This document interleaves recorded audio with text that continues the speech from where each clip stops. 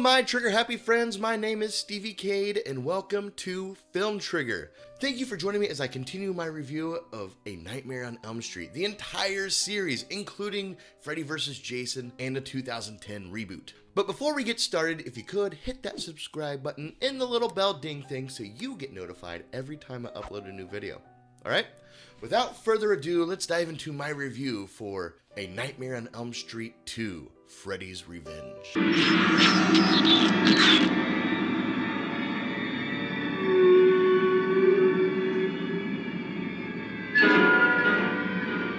Today we're going to start off with something a little different. Before I dive into my what I don't like, what I'm on the fence about, and what I do like about this movie, I'm actually going to start off with some petty points. That's right, petty points are now going at the beginning of my video because I think it might flow better, maybe, possibly. My first petty point is Freddy's glove in the furnace. This thing is still in the furnace. Does nobody use this furnace? This glove was in the furnace in the first movie and in this movie.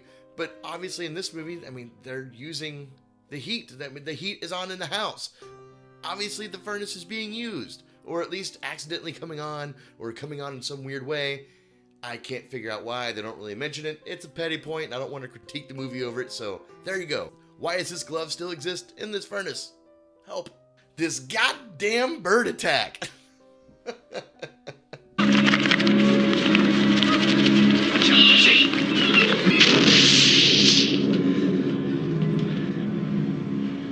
Ooh, frightening. I want to rip the gum out of the gym teacher's mouth in this movie. Chew with your mouth closed. You're an adult. Thanks. Freddy has no glove for a good portion of this movie. The nails or knives just kind of come out of his skin, which is okay, but not really explained. I don't understand why it's there. And lastly, Fu Manchus. That's racist. Now that we got my petty points out of the way, let's dive into what I don't like about this film. It's a very unfortunate thing that we're only 2 movies in and I'm already bitching about the practical effects. Because, well, they're subpar. I mean, they're okay in their best moments, but there's a lot of really not good moments in this film. Like Freddy Krueger himself actually looks really incredible in this movie. Better than he did in the first. And we'll dive into that a little later in this review. But there's a lot of unforgivable practical effects that I just don't like. And the execution just doesn't do as well as the previous film did. Prime example of this is those freaking dogs with the baby masks glued to their head.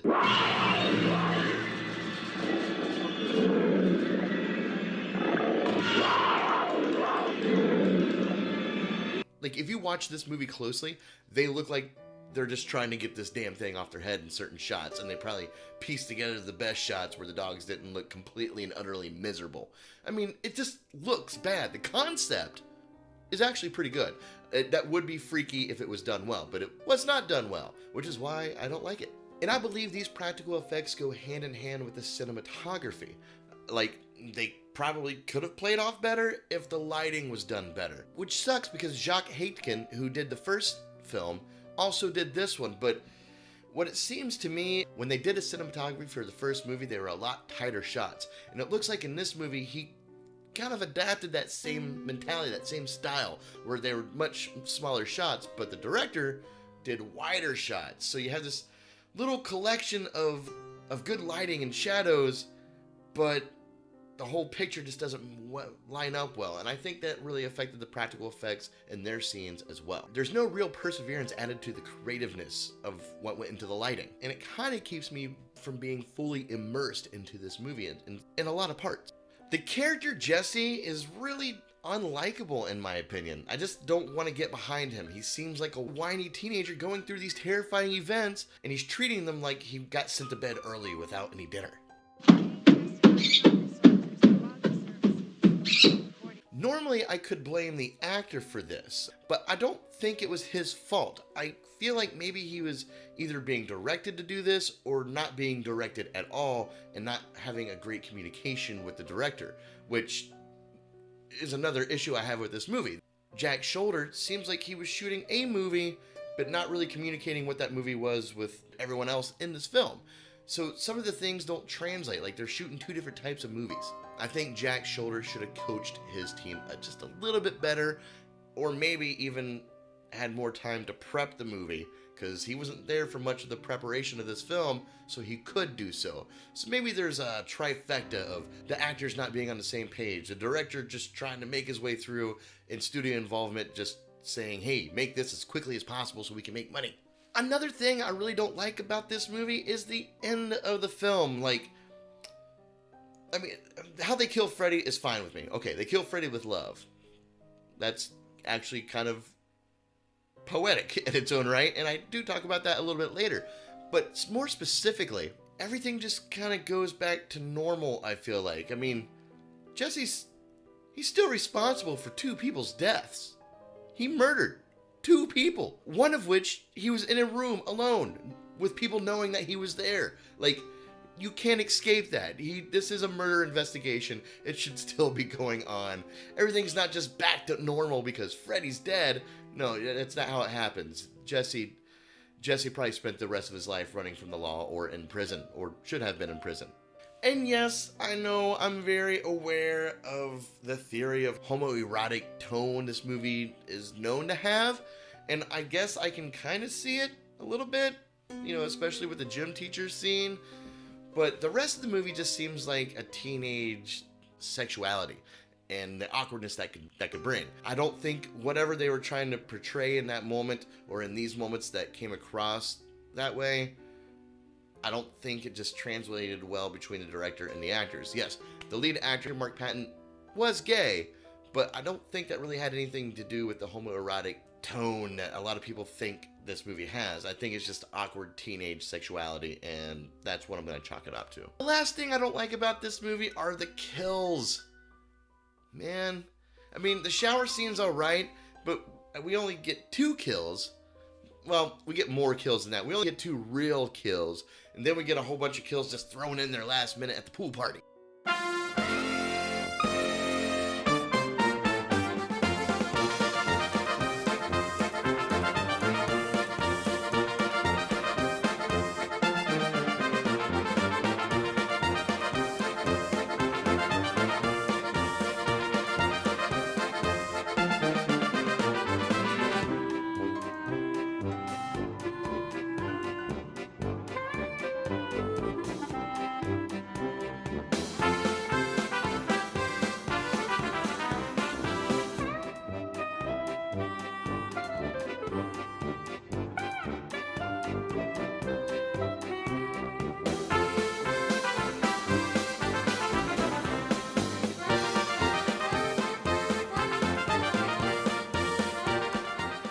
It's lame. I don't like it. Moving right along with what I'm on the fence about when it comes to this film, which is pretty much the entire plot of this movie. I'm on the fence about it. It's got a great concept, and again, a common theme, bad execution. They completely ditched the core value of what we know Freddy to be from the previous movie. It's weird and unexplained.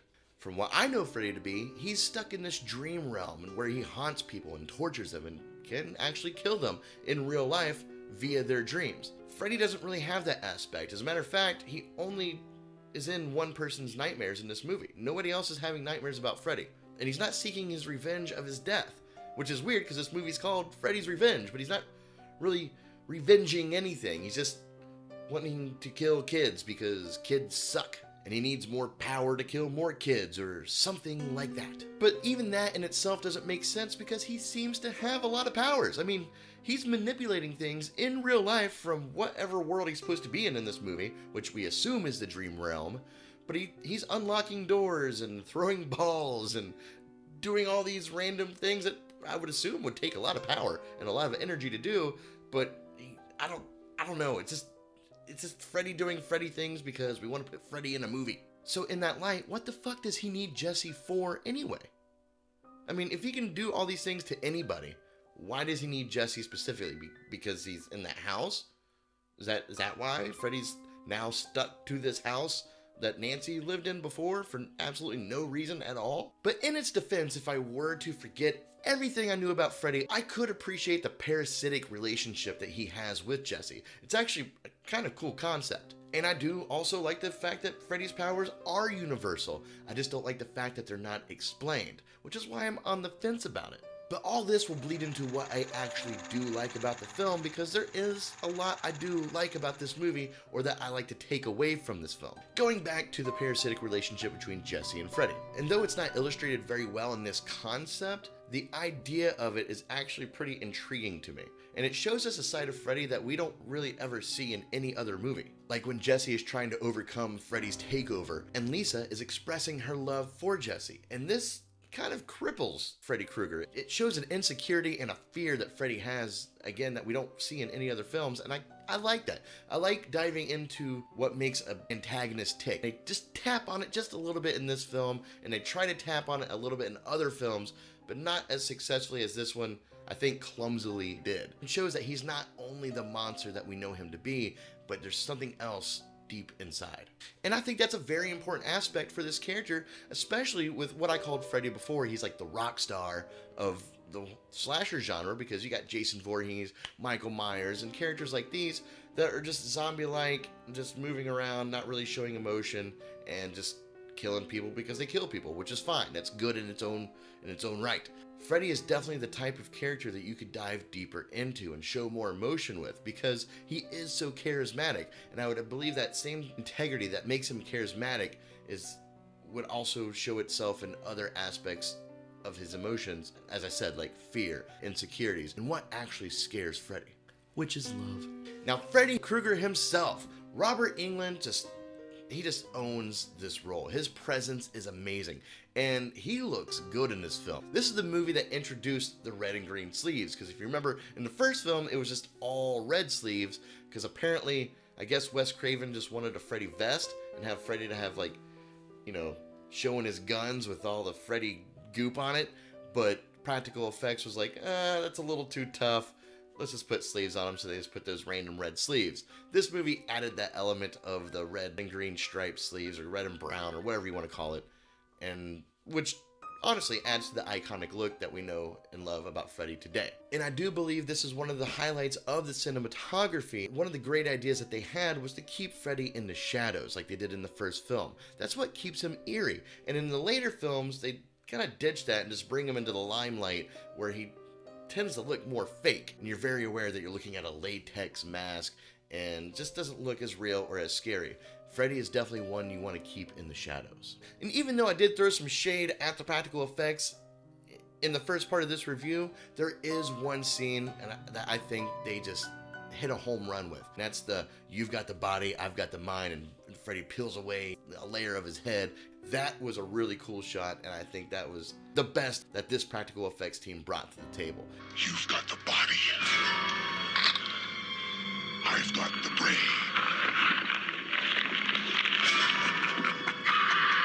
Again, it goes hand in hand with the cinematography. See what happens when we work together? Also, another thing I like about this film is they did bring back Nancy's home. It becomes more of the mythology of Freddy, which I would like an explanation in this movie in particular of why he's haunting this house in a sense, because that's, again, not really explained, except I guess he did die there in the last movie. That might be the only thin thread of tissue that keeps these movies together. And in Dream Warriors, it's not necessary that he's at that house specifically as much as the house is just now part of his dream world. It's part of some of his experience, and they explain that in that movie, which I will go to when I do the review for part 3, which is not now. But these things do add up to Freddy mythologies that we know and love now, which is one thing that this movie does bring to the table. It brought the red door onto Nancy's house, which makes more sense. It just looks better, looks more eerie and more cryptic. The red and green sleeves, another thing they added to the Freddy mythology. And I think this movie needs to be recognized for what it did. And that's what it did. One of the few things it did. We also have some unsung heroes in this film that I also think need to be recognized, like Jesse's dad. This dad actually gives a shit. He seems like what an actual dad would act like in a situation like this. He's out of his realm with what Jesse's actually dealing with, so he's trying to justify it in his own way that a dad only could. And that's, oh, well, you know, he's doing drugs, or he's got his head up his ass, you know, and he actually tries to reason with him in one part in this movie, and I just think it's a very genuine moment, and I think Jesse's dad is very much an unsung hero in this film. He could have easily been written into the background, but he wasn't. Kim Myers as Lisa, Jesse's girlfriend. I think she brings a genuine and caring role also to this movie. I really just like the way she acts, like the way she portrays Lisa in this film, because I think that's what a girlfriend should do. And I kind of like her for that. I might have a little crush on Lisa. Honestly, I would like to see her come back in future films, which I know she doesn't, but if she could have or would have, I honestly believe that she would have been right up there with Nancy as a scream queen. And I will also give an honorable mention to the pool guy, the guy that tried to reason with Freddy. He tried really hard. Relax. Yeah, it's gonna be all right. Yeah, I'm here to help you. And I guess I enjoy it a lot because then he gets killed. So, but nice try, buddy. I appreciate your efforts. Overall, this movie is riddled with low quality effects, bad cinematography, and honestly, a lack of communication from the director and everybody else on the set. And it also takes a complete departure from Freddy mythology that we know of in the previous movie. But it also adds some very important elements of Freddy's mythology that we carry on for the rest of the series, and even in the reboot. But there are some great plot qualities that I do love, and I honestly would love to actually see this movie be remade. That's right, I think they should remake this movie. If they're going to make a new Freddy movie and they're going to either reboot it or just remake one of the previous films, I would love to see them take elements of this movie and reimagine those, because I think there are a lot of really cool concepts, if explained well, that would work really well for a Freddy movie. You know, like Freddy coming into the real world and still having his powers. What would he do? We get a pool party in this movie. I would actually like to see maybe 45 minutes of what Freddy's going to do in real life. Let him roam the streets. But unfortunately, this movie took those ideas and just didn't execute them very well. And I'm not exactly sure what I want to give this movie. Kind of depends on which scene I'm watching. So I land on a solid D+, D-.